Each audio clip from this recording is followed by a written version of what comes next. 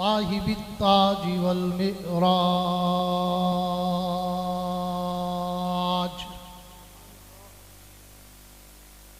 سید الانس والجنات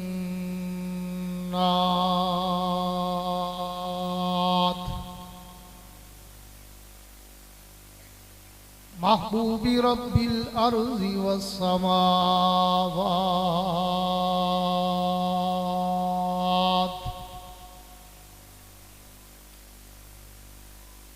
الذي اسمه مكتوب في الإنجيل والتوراة أرسله الله تعالى بالحق بشيرا ونذيرا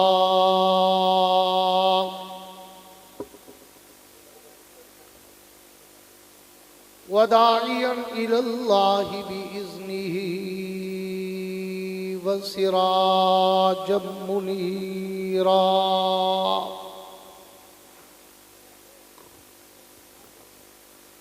أعوذ بالله من الشيطان الرجيم بسم الله الرحمن الرحيم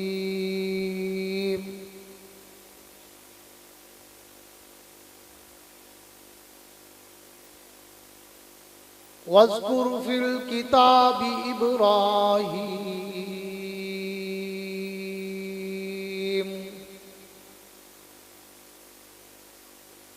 إنه كان صديقا نبيا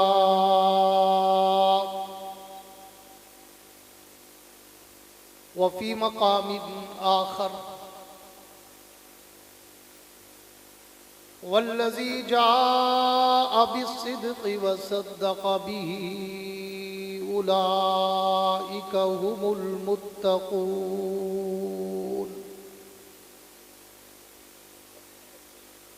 آمنت بالله صدق الله العظيم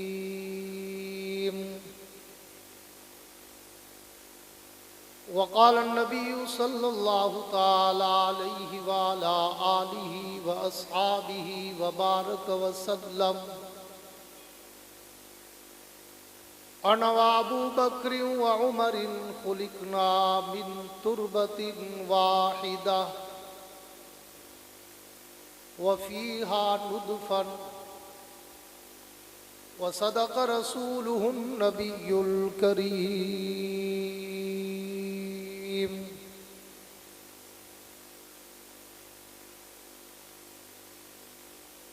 وہ آئے جن کے آنے کی زمانے کو ضرورت تھی، وہ آئے جن کے آنے کی زمانے کو ضرورت تھی،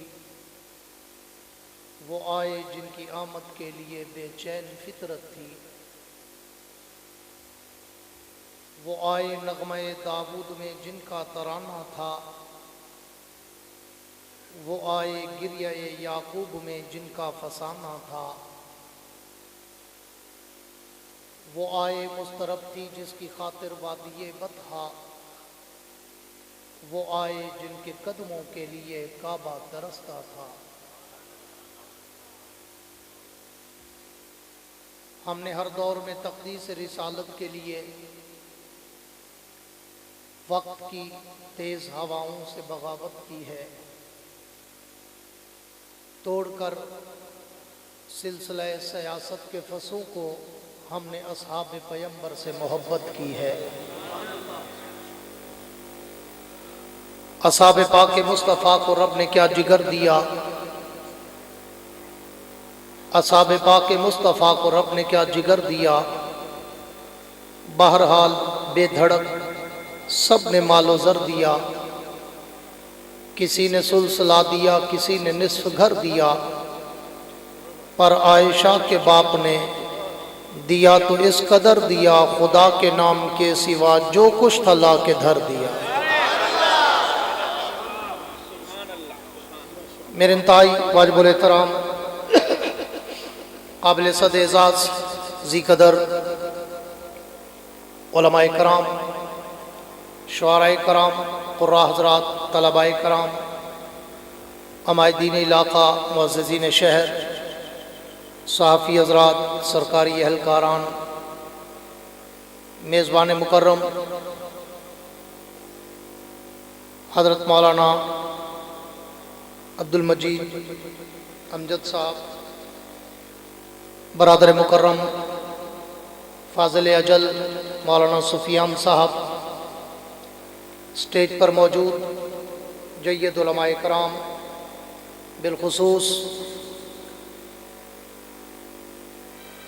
عالمی شہرت یافتہ مذہبی اسکالر حضرت مولانا مفتی طارق مسعود صاحب و دیگر انتہائی محترم حاضرین و سامعین،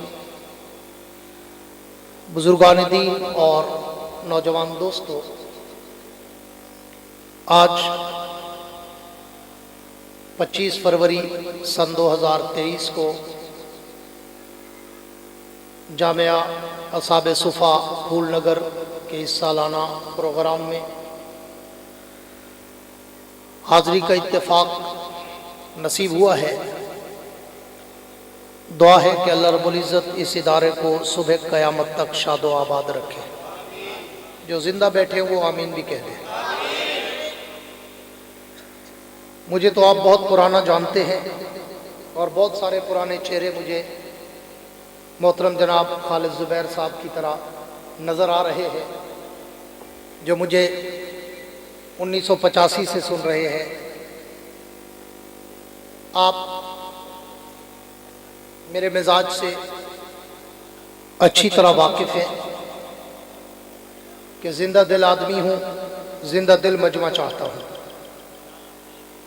اس لیے میں کہا کرتا ہوں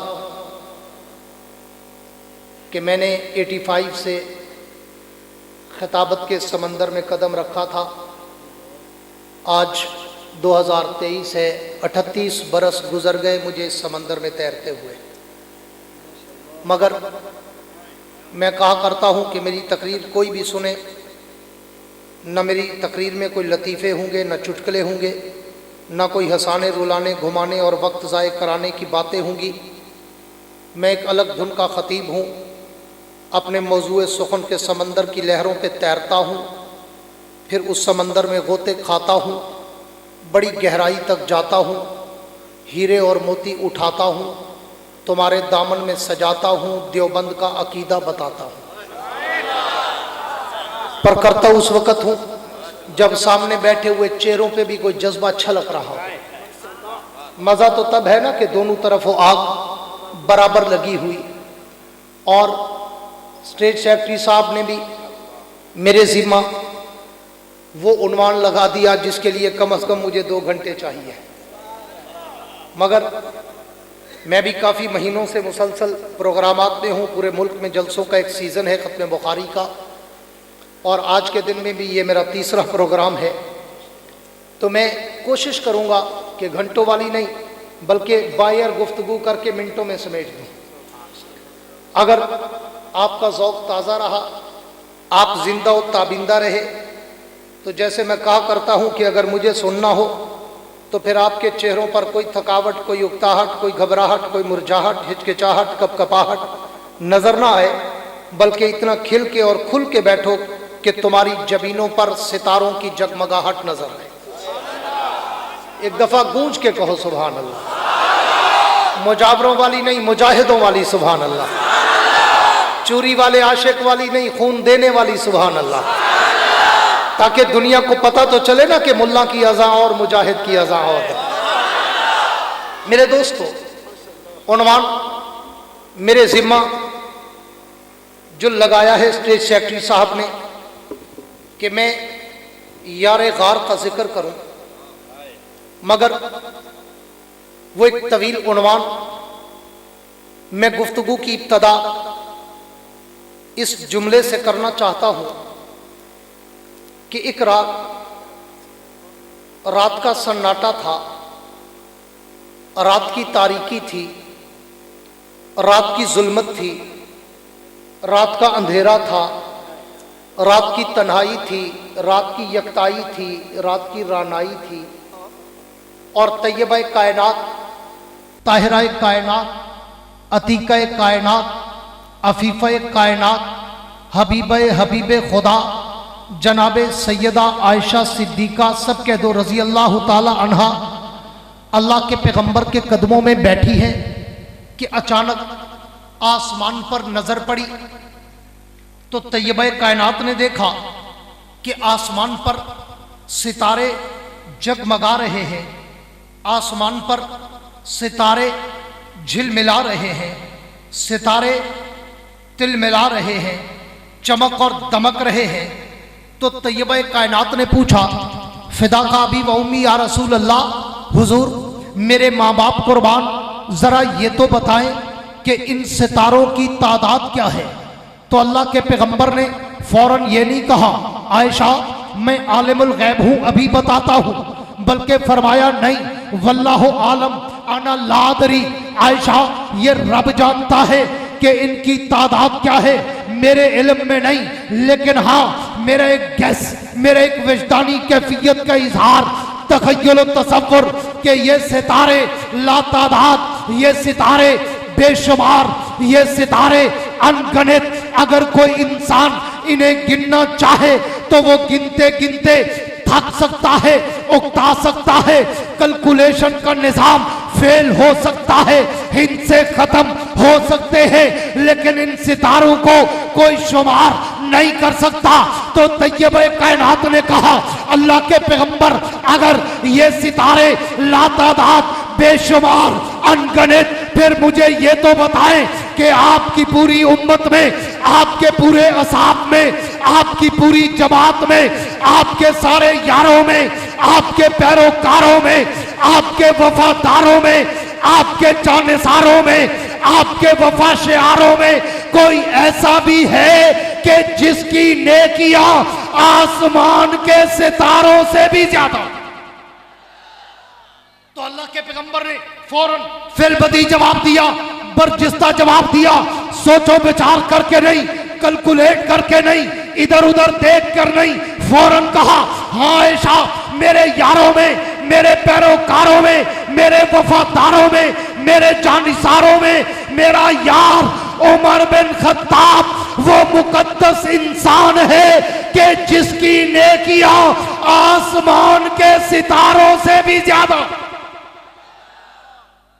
अल्लाह के पैगंबर ने जब इब्ने खत्ताब का नाम लिया तैयबा कायनात खामोश हो गई, मोहर बलब हो गई, सुकूत और सन्नाटा छा गया, खामोशी तारी हो गई।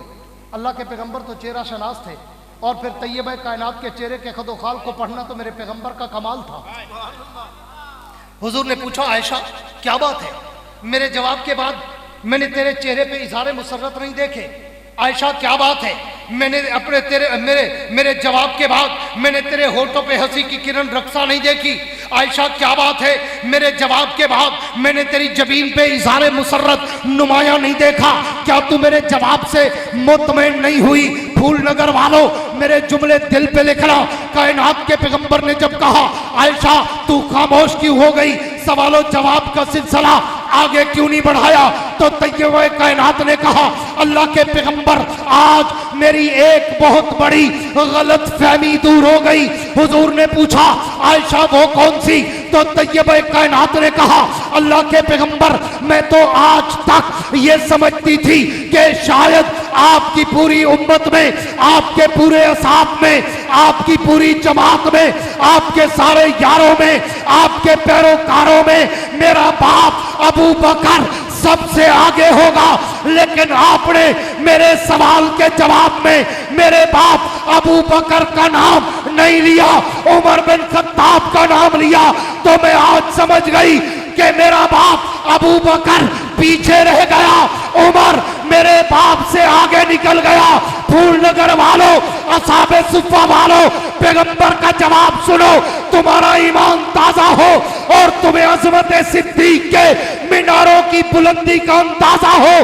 पैगंबर ने कहा आयशा आयशा आयशा तूने ये पूछा है कि सितारों से ज्यादा नेकियां किसकी है, तूने ये तो नहीं पूछा कि सारों से ज्यादा नेकियां किसकी है। अगर तुम मुझसे ये पूछती कि सारों से ज्यादा नेकियां किसकी है तो फिर ज़बान मोहम्मद से सुन, फरमान मोहम्मद से सुन, कलाम मोहम्मद से सुन, बयान मोहम्मद से सुन, विजदान मोहम्मद से सुन। उमर की सारी उम्र एक तरफ, उमर की किसकी? गूंज के कह दो, किसकी? उमर की सारी उम्र एक तरफ, तेरे बाप की एक रात का मुकाबला नहीं।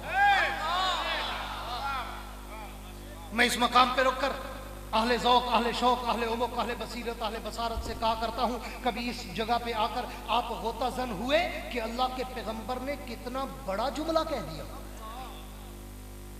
ये कोई मामूली जुमला है कि उमर की सारी उम्र एक तरफ। कौन उमर? जिसको मांगने के लिए मेरा पैगंबर हतीमे काबा में रोता नजर आए। कौन उमर? जो जमीन पे बोले अल्लाह आसमान पर कुरान बनाता नजर आए। कौन उमर? जो नबी को मशवरा दे अल्लाह शरीयत बनाता नजर आए। कौन उमर? जो मकाम इब्राहिम पर नफल का इरादा करे अल्लाह कयामत तक हज का हिस्सा बनाता नजर आए। कौन उमर? और जो जिसके लिए पैगंबर कहे लौकान आबादी नबीयुल्लाह काना उमर। कौन उमर? जो आयशा की गवाही में जो जुमला कहे अल्लाह सूरह नूर बना दे। कौन उमर? जो जमीन पे दुर्रा मारे जलजला ऐसा रुके 1400 साल गुजर गए, दुनिया में जलजले आए, मदीने में फिर नहीं आया। कौन उमर? कौन उमर? वो उमर जो दरियाओं को चट लिखे हया करके बहते नजर आए। कौन उमर? जो आग को ऑर्डर करे आग वापस जाती नजर आए। कौन उमर? जिसके लिए पैगंबर कहे उमर किसी का बाप मरे तो बच्चे रोते हैं, बच्चे मरे तो बाप रोता है, जिस दिन तू मरेगा मेरा इस्लाम रोएगा। कौन उमर? जिसके लिए पैगंबर कहे उमर रब ने तेरे चेहरे में वो रौब, वो दबदबा, वो जाहो जलाल रख दिया है, जिस गली से तू गुजरेगा शैतान नहीं गुजरेगा। आज भी कहता हूं फूलनगर वालों, उमर के चेहरे में तो क्या रोब था, क्या दाग था, क्या जलाल था, क्या कमाल था। हाँ, आज सिर्फ कहीं पे बाबे उमर लिख दो, ना शैतान गुजरेगा ना उसकी नस्ल गुजरेगा।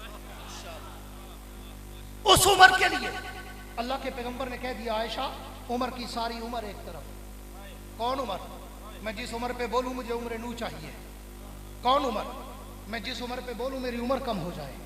उस उम्र के लिए पैगंबर ने कहा उमर की सारी उम्र एक तरफ, तेरे बाप की एक रात का मुकाबला नहीं कर सकती। और फूलनगर वालों, उस रात की सिर्फ मैं तुम्हें चमक दिखाता हूं। आओ मैं तुम्हें उस रात के तारे दिखाऊं, आओ तुम्हें मैं उस रात की गलियां घुमाऊं, आओ तुम्हें मैं उस रात की महक सुंघाऊं कि वो रात इतना कीमती कैसे बन गई कि उमर जैसे उमर की सारी उम्र को क्रॉस कर गई। आओ थोड़ा सा ढूंढते हैं, अर्करेजी करते हैं, गोताज़न होते हैं कि इस रात में ऐसा हुआ क्या कि एक रात उमर जैसे उमर की सारी उम्र को क्रॉस कर गई। ये वो रात है जब मेरा पैगंबर अपने घर में महवे इस्तराहत है। पूरी तवज्जो चाहूंगा, मौजूद सुखन शुरू कर रहा हूँ, चंद मिनटों में वाइंड अप करना चाहता हूँ। मेरा पैगंबर अपने घर में महवे इस्तराहत है और साथ में शेर खुदा असदुल्लाह अल गालिब, अबू तराब, अबुल हसन वल हुसैन, जन्नत के शहजादों के बाप, शौहर ज़हरा, गौहर काबा, जनाब सैयदना अली उल मुर्तज़ा भी मौजूद। आधी रात का वक़्त, गली में शोर, अली शेर खुदा कहते हैं, मेरे कानों में शोर आया, मैं उठा कि ज़रा देखूं गली में शोर कैसा। मैंने कान लगाया तो बाहर काफिर खड़े हैं, एक दूसरे से नऊज़ बिल्लाह कह रहे हैं आज की रात मोहम्मद की आखिरी रात है, कह दो सल्लल्लाहु, गूंज के कह दो सल्लल्लाहु अलैहि वसल्लम। हजरत अली शेर खुदा कहते हैं जब मेरे कानों में ये आवाज पड़ी कि काफिर कह रहे हैं आज हम मुसलमानों के नबी को नऊज़ बिल्लाह शहीद कर देंगे, हजरत अली कहते हैं मैं फौरन भागकर पैगंबर के पास आया और मैंने आकर हुजूर को जगाया। हुजूर जागे, मैंने कहा हुजूर उठे। हुजूर ने पूछा अली क्या हुआ? अली शेर खुदा ने कहा हुजूर खैरियत नहीं। हुजूर ने पूछा अली हुआ क्या? अली शेर खुदा कहने लगे अल्लाह के पैगंबर बाहर गली में काफिर नंगी तलवारें लेकर आपको मारने आए हैं। हुजूर मुस्कुरा पड़े और अली शेर खुदा से कहा अली घबराओ नहीं, कुछ भी नहीं होगा। अली ने कहा हुजूर वो कैसे? हम दो वो 100, हम निहत्ते वो मुसल्ला, कैसे नहीं होगा? हुजूर ने फरमाया अली घबराओ नहीं, मारने वाले अभी आए हैं, बचाने वाला पहले से खड़ा है।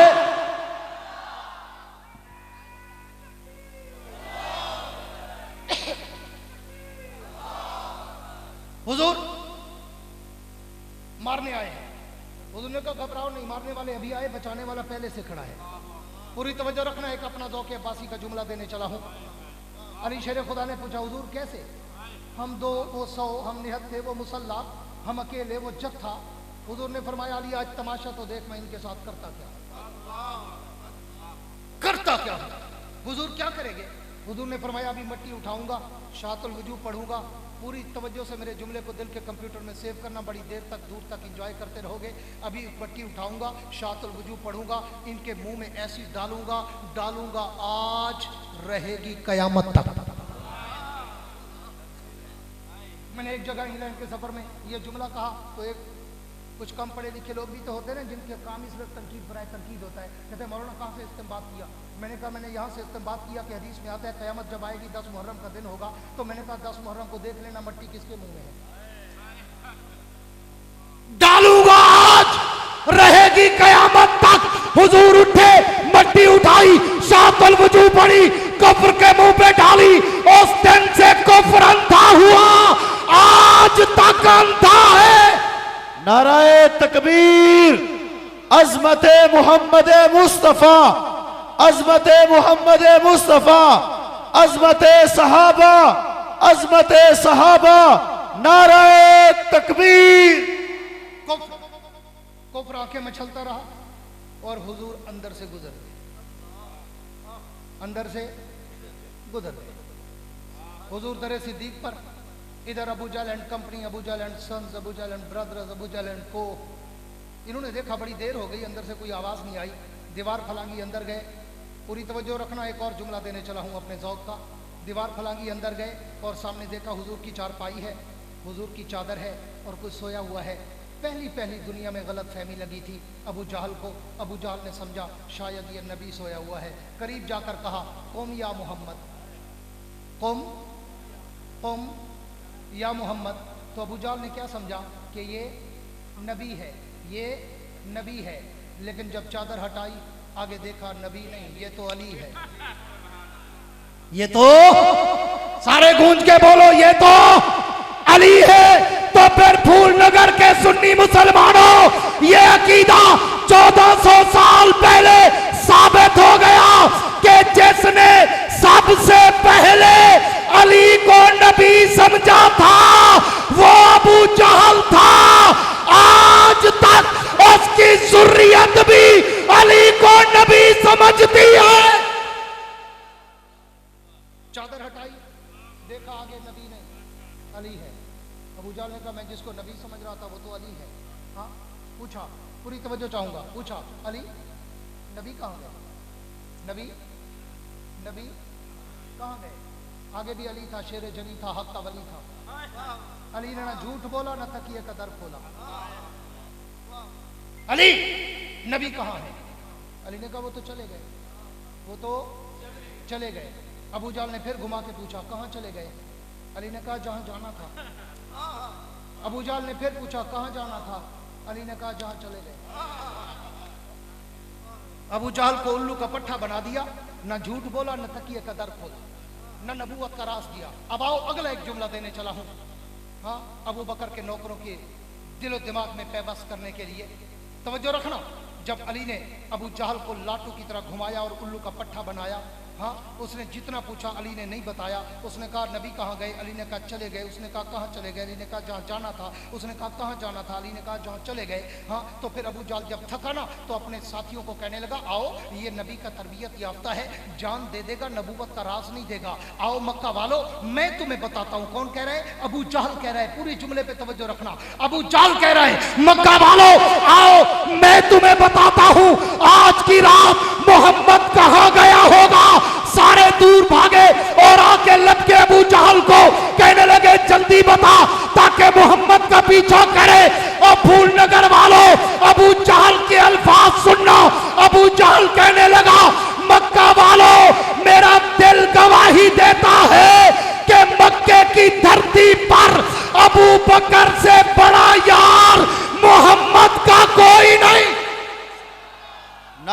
تکبیر، عظمت صحابہ، عظمت سیدنا صدیق اکبر، عظمت سیدنا صدیق اکبر. تو پھر نعرہ تو پھر میں کیوں نہ کہوں، آج ابو جہل کی اولاد مانے نہ مانے، ان کا باپ مان گیا ہے کہ مکے کی دھرتی پر ابو بکر سے بڑا یار نہیں. تو میں اس لیے انہیں کہتا ہوں ذرا اپنی تاریخ پڑھو، تمہارا گرینڈ پاپا مان گیا ہے ہاں کہ ابو بکر محمد کا اصلی کھرا سچا پکا ٹھکا یار ہے. ہاں تو سارے بھاگے کہ ہم در صدیق پہ جاتے ہیں. جب تک حضور در صدیق پہ پہنچ چکے تھے، دروازے پہ دستک دی، بڑی تیزی سے سفر مکمل کرنا چاہتا ہوں. اور صدیق اکبر نے دروازہ کھولا، سامنے دیکھا چودھری کی چاند سے زیادہ چمکتا دمکتا چہرہ نظر آیا. ابو بکر کی آنکھوں سے آنسو چھلک پڑے اور کہا، فوراً کہا، حضور یہ کیا، فداک ابی و امی، میرے ماں باپ قربان، آپ آدھی رات کو میرے دروازے پر. حضور کوئی کام تھا، کوئی ایلچی، کوئی نمائندہ، کوئی قاصد، کوئی نوکر، کوئی چاکر، کوئی غلام بھیج کر مجھے طلب فرماتے، میں سر کے بل چل کے آتا. حضور آپ کیوں آئے؟ پیغمبر کا جواب سنو. پیغمبر نے کہا، ابو بکر تجھے پتا نہیں وہ کسی کا پابند ہوں. وما ینطق عن الہوی ان ہوا الا وحی یوحی، میں اپنی مرضی کا مالک نہیں، میں تو کسی کا پابند ہوں. جیسے جیسے وہ کہتا جاتا ہے ویسے ویسے میں کرتا جاتا ہوں. آج مجھے آرڈر ہی نہیں تھا کہ تجھے بلاؤں، مجھے آرڈر ہی یہی تھا کہ خود چل کے تیرے در پہ آؤں. کیوں؟ تاکہ دنیا کو پتا چلے جب کوئی بڑا کسی چھوٹے کے در پہ جاتا ہے نا تو اس چھوٹے کی عزت بڑھ جاتی ہے. اللہ فرماتے ہیں، ابو بکر میں تیری عزت ایسی بڑھاؤں گا، تیرے در پہ اس کو بھیجوں گا جس سے بڑا کائنات میں ہے. اب پوری توجہ رکھنا. صدیق نے پوچھا، حضور حکم، کیسے آنا ہوا؟ حضور نے فرمایا، ابو بکر دشمن پیچھے ہے، چلو چلنا ہے. چلو، گونج کے بولو، چلو چل رہے. جاؤ تاریخ و سیر کی ساری کتابیں اٹھا کر دیکھو، ابو بکر نے کوئی بحث و تمیز، کوئی آرگومنٹ، کوئی سوال و جواب، کچھ نہیں، کوئی ایکسکیوز، ہاں کوئی معذرت، کوئی تھوڑی سی لیٹ. حضور آدھی رات کو کیسے، گھر اکیلا، ماں باپ بوڑھے، بچیاں چھوٹی چھوٹی، کوئی ایکسکیوز نہیں، ہاں کوئی آگے آرگومنٹ نہیں. حضور نے کہا، ابو بکر چلنا ہے. ابو بکر چل. ابو بکر، گونج کے کہو، ابو بکر چل پڑا. اب چلتے چلتے چلتے، بڑا مختصر کر رہا ہوں، بہت ساری باتیں چھوڑ رہا ہوں. چلتے چلتے چلتے حضور نے کہا، ابو بکر ذرا تیز چلو، دشمن پیچھے ہے، غار تک پہنچنا ہے. تیز قدموں سے چلنے لگے. تھوڑا سا آگے گئے تو صدیق اکبر نے کہا، اللہ کے نبی ذرا ایک منٹ روک کے میری بات تو سنیں. حضور مسکرا پڑے اور کہا، ابو بکر ابھی تجھے کہا تیز چل، دشمن پیچھے ہے، اور تو کہتا ہے میں روک کے تیری بات سنوں؟ چلتا بھی جا، بات کرتا بھی جا، میں سن لوں گا. ابو بکر نے کہا، حضور ایک منٹ کے لیے رک جائیں، نہیں تو میری جان نکل جائے گی. حضور رکے اور پوچھا، ابو بکر ایسا کیا ہوا کہ تیری جان نکلنے لگ گئی؟ بیوی بچے یاد آئے، ماں باپ یاد آیا، گھر بار کاروبار یاد آیا. ابو بکر نے کہا، اللہ کے پیغمبر میں یہ سب کچھ آپ کے اشارے قربان کر چکا ہوں. میرا کلیجہ تو منہ کو اس لیے آ رہا ہے کہ آپ کے قدموں کے نشانوں پر لہو کے قطرے نظر آ رہے ہیں. حضور آپ کے پاؤں زخمی اور میں آپ کو پیدل چلنے دوں؟ حضور مسکرا پڑے اور کہا، ابو بکر پیدل نہ چلوں تو اور کیا کروں؟ آدھی رات کو سواری کہاں سے لاؤں؟ ابو بکر بیٹھے اور کہا، اللہ کے نبی سواری نہیں ہے تو کیا ہوا؟ آج ابو بکر کے بوڑھے کندھے محمد کی سواری بنیں گے.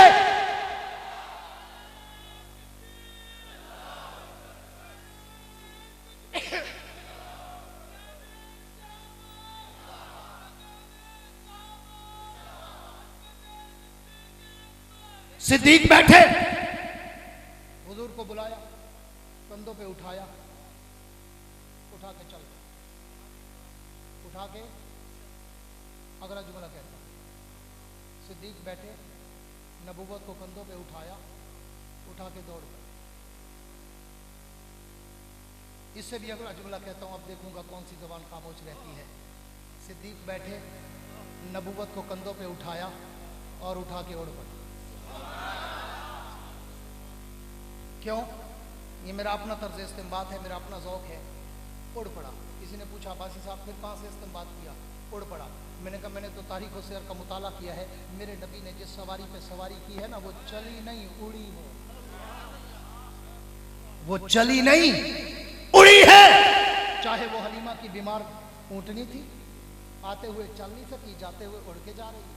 چاہے وہ براق کی سواری تھی، چاہے وہ ابو بکر کے کندھے. کیوں؟ इसलिए कि बगैर उड़े ये सफर मुमकिन ही नजर नहीं आता, बगैर उड़े ये सफर मुमकिन ही नहीं नजर आता। आप बहुत दफा हज उम्रे पे गए होंगे, अल्लाह आपको हमको सबको बार बार ले जाए।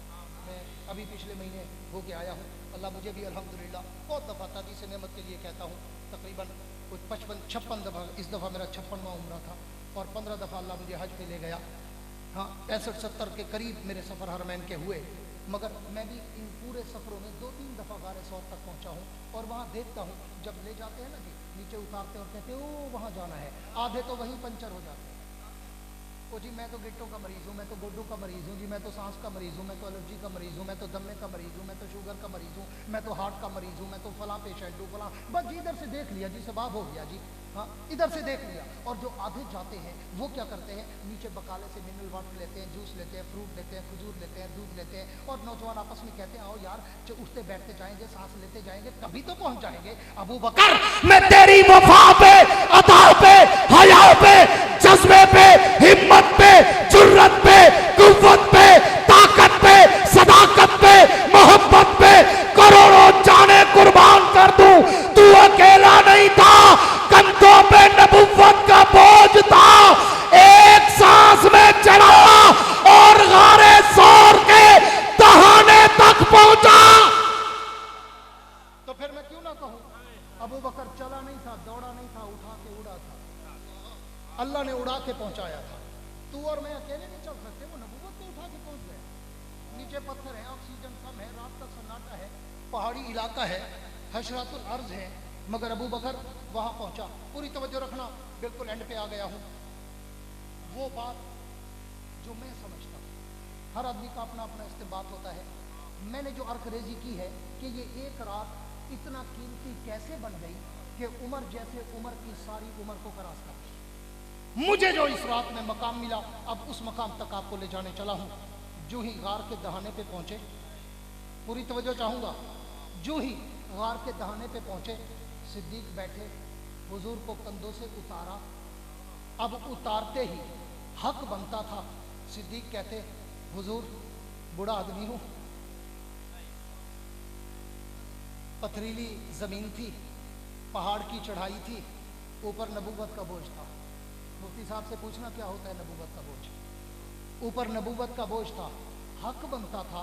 सिद्दीक कहते हुजूर थक गया हूँ, 2 मिनट सांस ले लूँ, 2 मिनट कमर सीधी कर लूँ, 2 मिनट पानी पी लूँ, 2 मिनट रेस्ट कर लूँ, हक ये बनता था। लेकिन जाओ हदीस और तारीख और शेर को पढ़ो, अबू बकर ने ऐसा एक जुमला नहीं कहा, बल्कि उल्टा कहा, हुजूर आप थक गए होंगे, मैं अंदर जाके बिस्तर बनाता हूँ, आप आके आराम करें। मैंने जो समझा कि रब को ये जुमले इतने पसंद आए कि अबू बकर तू तो कंधों पे उठाए हुए था, थकना हक तेरा बनता था, लेकिन तूने उल्टा कहा हुजूर आप थक गए होंगे।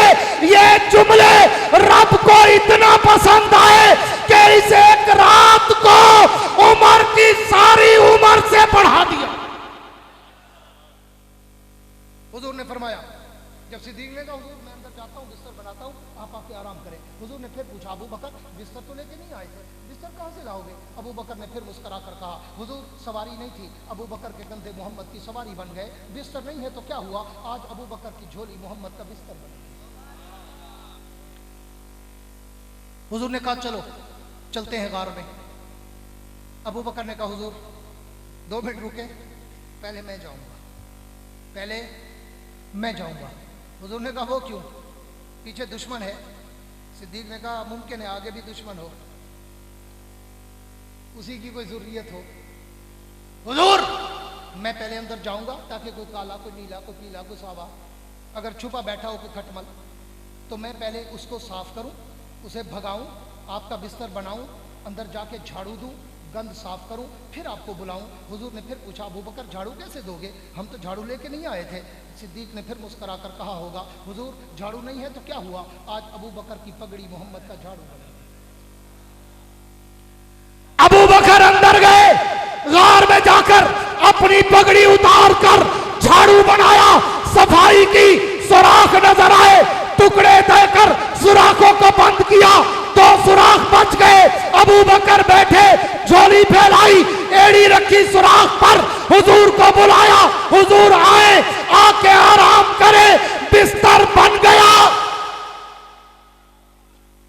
अब तो जो रखना, हुजूर आए, सिद्दीक की झोली में सर रखा और आके सो गए, आके सो गए। अब यहां से काम शुरू हुआ। जब सोए, झोली, पूरी तवज्जो रखना मेरी तरफ, झोली सदाकत की है, सर नबूवत का है। झोली सदाकत की है, सर नबूवत का है। फूल नगर वालों, ईमान से बताओ, दरमियान में कोई फासला था? सारे बोलो, कोई फासला था? तो काले को नजर आया मंजर बिला फासल। यहां से मसला शुरू हुआ। जब काले ने देखा ना कि हमने तो कयामत तक कहना है बिला फासल, नहीं है बल्कि फासला है, और यहाँ तो झोली है सदाकत की, सर है नबूवत का, फासला कोई नहीं, नक्शा बिला फसल का। काला वहां से भागा, तड़पने फड़कने लगा और आके अबू बकर को डसने लगा। मैं इस मकाम पर एक शेर कहा करता हूँ, सिद्दीक भी डटा रहा और उसने बउनवान दीगर कहा होगा, सो मेरे गनीम न भूल तू कि सितम की शब को जवाल है, तेरा जुल्म जबर बला सही, मेरा हौसला भी कमाल है। काला सांप डसता रहा, अबू बकर हंसता रहा। काला भाग गया, अबू बकर आज तक साथ है। फिर इस जुमले पे मुझे किसी ने कहा, हबाजी साहब आपका भी अजीब उल्टे इस्तेमाल है। काला डसता रहा, अबू बकर हंसता रहा। तारीख कहती है अबू बकर की आंखों से पानी बह रहा था, आप कहते हो हंसता रहा। और मैंने कहा पागल इंसान, कभी आदमी इतना हंसता है, इतना हंसता है, इतना हंसता है कि हंसते हंसते भी आंखों से पानी बहता है। मैं इसलिए कहता हूं कि काले को जलाने के लिए अबू बकर हंसता रहा। और फिर मलंग कहता है कि जी अबू बकर गार में रोया था। मैं कहा करता हूं, न रोया था, न रोने वाला था, न रोने आया था, वो तो काले को रुलाने आया था। क्यों? इसलिए कि अबू बकर की आंखों से वो पानी न निकलता, वो भी रब ने निकाला, वो भी रब ने निकाला। क्यों? अबू बकर को जब काले ने डसा, अबू बकर ने पाँव हटाया। सियाने लोग बैठे हैं, जब किसी को सांप डसे फौरन क्या कहते हैं कि कस के पट्टी बांधो, जहर को चूसो। अबू बकर ने पट्टी बांधी, अबू बकर ने जहर को चूसा। ये बड़े जुमले हैं। अबू बकर ने पाँव हटाया, ये भी बड़ा जुमला है। अबू बकर ने पाँव हिलाया, अबू बकर ने तो पाँव हिलाया ही नहीं। क्यों? अगर पाँव हिलता है तो टांग हिलती है, टांग हिलती है नबी की आंख खुलती है। अबू बकर ताहिया कर चुका था, जान जाती है तो चाहे पर मोहम्मद का आराम न जाए। अबू बकर ने तो पाँव हिलाया ही नहीं। रब ने देखा कि अबू बकर नबी को जगा नहीं रहा, तो अल्लाह ने कहा अबू बकर तू ना जगा, मैं जगाऊंगा और जगा के तेरी वफा का मंजर दिखाऊंगा। और फिर महबूब को बताऊंगा, महबूब आंखें खोल, देख तो सही मैंने तुझे कैसा यार दिया। इसीलिए सियाने लोग बैठे, जब किसी को पाँव पे सांप डसे ना, जहर सरायत करता है, सर्कुलेट करता है पूरे जिस्म के खून में, वो शामिल हो जाता है और दिमाग तक जाता है। अबू बकर ने न पट्टियां बांधी, न जहर चूसा, न पाँव हटाया, न पाँव हिलाया। हाँ, वो जहर चला एड़ी से पिंडी में, पिंडी से रानों में, रानों से पेट में, पेट से जिगर में, जिगर से हलक में, हलक से दिमाग तक, जब पूरे जिस्म में सर्कुलेट कर गया। और तुझे 4 छींके आ जाए, तेरी आंखों से पानी बह पड़ता है। अबू बकर कालों से डसा बैठा था, अगर जहर के असर की वजह से उसकी आंखों से पानी टपका तो तुझे बुरा लगने लग गया। मैं तो कहता हूं वो भी ना टपकता, रब ने टपकाया कि अबू बकर तू नहीं जगा रहा, मैं तेरी आंखों से पानी बहाऊंगा, नबी के रुखसारों पर गिराऊंगा, इसी बहाने जगाऊंगा, फिर पैगंबर को बताऊंगा, महबूब आंखें खोल, देख मैंने कैसा यार दिया। महबूब देख तो सही मैंने कैसा यार दिया। हुजूर जागे, जब आंखों पे पानी आंखों से निकला और हुजूर के रुखसारों पे गिरा। मैं कहा करता हूँ, अमीर शरीयत सैयद अताउल्लाह शाह बुखारी का एक जुमला था कि जब गार में अबू बकर ने झोली फैलाई और हुजूर आए, सर मुबारक रखा और आके सो गए, तो अमीर शरीयत कहा करते थे मंजर ऐसे था जैसे रहल में कुरान होता है। कह दो सुभान अल्लाह। मंजर ऐसे था जैसे रहल में कुरान होता है। और मैं इसी के साथ एक जुमला टच किया करता हूँ अपने ज़ौक़ का कि जब अबू बकर की आंखों के पानी के कतरे हुजूर के रुखसारों पर गिरे तो मंजर ऐसे था जैसे आधी रात को कली पे शबनम गिरे और कली फूल बन जाए। हुजूर पे वो शबनम के कतरे गिरे, हुजूर फूल की तरह खिल कर उठ बैठे, मुस्कुरा कर उठ बैठे। अबू बकर क्या हुआ, खैरियत? अबू बकर ने कहा हुजूर कुछ नहीं, बस वो काले को जरा तकलीफ हो गई थी, बिला फसल का मंजर हो गया था, तो वो काला भागा आके मुझे डसने लगा। हुजूर ने फरमाया अच्छा, काले की जरूरत मेरे होते हुए, इधर ला एड़ी, इधर ला एड़ी। अबू बकर ने एड़ी आगे की, हुजूर ने अपने बाएं हाथ की हथेली पर अबू बकर की एड़ी रखी, दाएं हाथ की शहादत वाली उंगली से, मेरा जुमला याद रखना, शहादत वाली उंगली से, ये कोई शहादत थी, हाँ ये कोई शहादत थी, शहादत वाली उंगली से अबू बकर की एड़ी की उसी जगह पे जहां काले ने डसा था, हुजूर ने सिर्फ टच किया।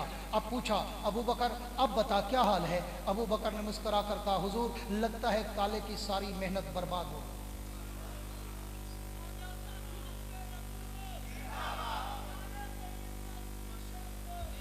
अब आओ फूल नगर वालों, अकीदे की बात करता जाऊं, यही शहादत वाली उंगली, यही लुआबे दहन एक वक्त था खैबर के मैदान में अली शेरे खुदा की आंखों पे लगा था, आज अबू बकर की एड़ी पे लगा है।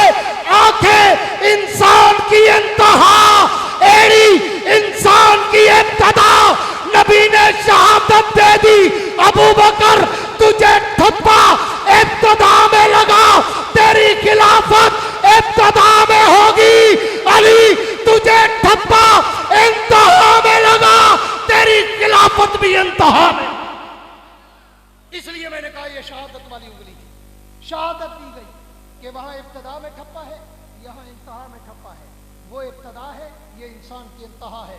तो दलालतन इशारतन हाँ अल्लाह के पैगंबर ने समझा दिया, अली तुझे मैंने ठप्पा यहाँ लगाया, अबू बकर तुझे ठप्पा यहाँ लगाया, ये इब्तदा है, ये इंतहा है। इशारा कर दिया अबू बकर तू इब्तदा में खलीफा बिला फसल है, अली तू आखिर में खलीफा चारों में है। हाँ तो वो पैगंबर, वो सिद्दीक अकबर जिसने पैगंबर के साथ इतनी वफा की, आज जमीयत उलमा इस्लाम के मेंबरान कौमी असम्बली और मुत्तहिदा मजलिस अमल के मेंबर मौलाना अब्दुल अकबर चतराली, उन्होंने नामूस सहाबा का बिल कौमी असम्बली में सिर्फ पेश नहीं किया बल्कि पास करके भी दिखवाया। और आज मैं इस इज्तिमा की वसातत से उन मुत्तहिदा मजलिस अमल जमीयत उलमा इस्लाम और जमात इस्लामी के उन मौलाना अब्दुल अकबर चतराली, इन्हें खराज अकीदत का सलाम करता हूँ कि तुमने नामूस सहाबा का बिल पास कराकर सहाबा के साथ अमली मोहब्बत का सबूत दिया है। दिया है कि नहीं दिया? अब फिर तुम्हारा भी जवानों हक बनता है कि आओ जमीयत उलमा इस्लाम के प्लेटफार्म पर उलमाए देवबंद की सियासी कुव्वत को मजबूत करो और कायदे जमीयत, मुफक्किर इस्लाम, बतले हुर्रियत, इमाम इस्लामी इनकलाब मौलाना फजलुर रहमान के दस्तो बाजू बनो और परचम नबी के साए में आकर उलमा को, इन बोरिया नशीनों को असेंबलियों तक पहुंचाओ, ताकि पाकिस्तान बनाते वक्त जो नारा लगा था कि पाकिस्तान का मतलब क्या, गूंज के जवाब दो, पाकिस्तान का मतलब क्या? जब तक ये उलमा असेंबलियों में नहीं जाएंगे, पाकिस्तान में कलमे वाला निजाम नहीं आएगा। साथ दोगे? सारे बोलो साथ दोगे? उलमा का परचम नबी उठाओगे, जमीयत उलमा इस्लाम के अकाबरीन को असेंबलियों तक पहुंचाओगे, उलमा का साथ देकर इस मुल्क में इस्लामी इनकलाब बर्पा करोगे। जो वादा करते हो खड़े होकर दोनों हाथ खड़े करके लहराकर कहीं तक पैगाम नोट करा दो कि पाकिस्तान के रहने वाले इस मुल्क में न सेकुलरिज्म चाहते हैं, न सोशलिज्म चाहते हैं, न कम्युनिज्म चाहते हैं, बल्कि इस मुल्क में हमें चाहिए तो कुरान वाला निजाम, साहबे कराम वाला निजाम, अबू बकर की सदाकत वाला, उमर की अदालत वाला, उस्मान के हया वाला, अली की शुजाअत वाला, मुआविया की फरासत वाला निजाम इस मुल्क में हम बर्पा करेंगे। हाथ लहरा कर बताओ साथ दोगे? कह दो इंशाअल्लाह, गूंज के कह दो इंशाअल्लाह।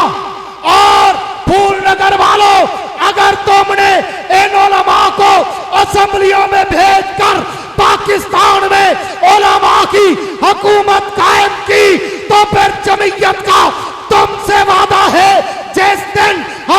हुकूमत आई, हम देखेंगे कौन बदमाश नबी की खत्म नबुव्वत पर डाका मारता है या कौन चूड़ा नबी के सहाबा पर भौंकने की जुर्रत करता है। कह दो इंशाअल्लाह, हाथ ले रहा के कह दो इंशाअल्लाह।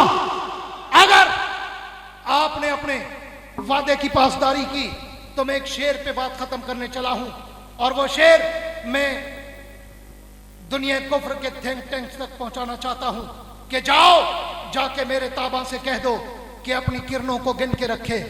जाओ जाके मेरे ताबा से कह दो कि अपनी किरणों को गिन के रखे। मैं अपने सहरा के जर्रे जर्रे को खुद चमकना सिखा रहा हूं। मैं अपने सहरा के जर्रे जर्रे को खुद चमकना सिखा रहा हूं। वुसअत दिल है बहुत, वुसअत सहरा कम है, इसलिए मुझको तड़पने की तमन्ना कम है।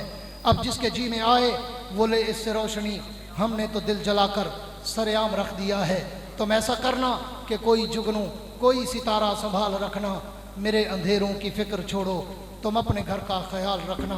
वाखिर दावाना अनिल हम्दुलिल्लाह।